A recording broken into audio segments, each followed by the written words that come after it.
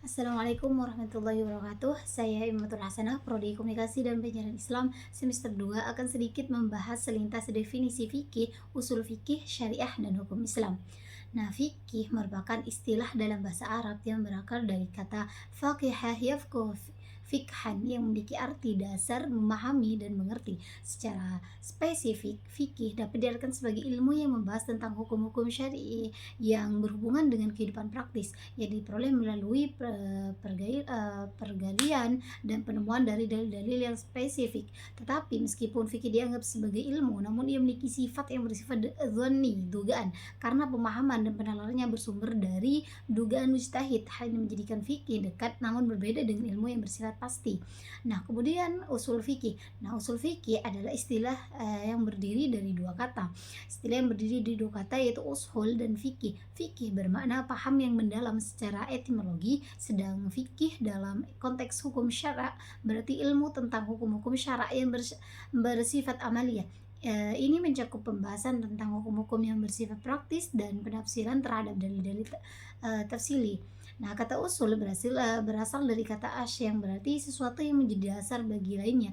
Dalam konteks usul fikih, ini merujuk pada sesuatu yang menjadi dasar bagi fikih atau disebut juga sumber fikih. Usul fikih adalah ilmu tentang sumber-sumber hukum Islam dan cara-cara menentukan hukum syara dari sumber-sumbernya.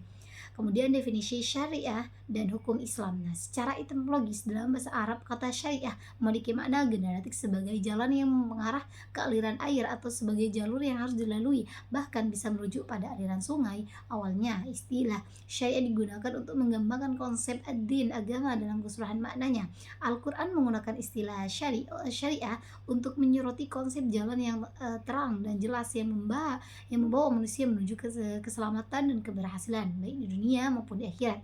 Ini ditegaskan dalam surat Asy-Syura dan surat lainnya seperti Al-Maidah dan Al-Jasiyah. Nah, kemudian hukum Islam. Nah, hukum Islam merupakan istilah gabungan yang berasal dari bahasa Arab, terdiri dari kata hukum dan Islam.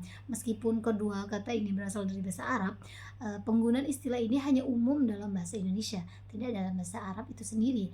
Kamus Besar Bahasa Indonesia menjelaskan bahwa hukum Islam merujuk pada aturan-aturan dan ketentuan-ketentuan yang berhubungan dengan kehidupan berdasarkan Al-Quran dan hukum syariah. Namun, definisi ini tidak mencakup seluruh konsep hukum Islam yang dipahami oleh akademisi di Indonesia.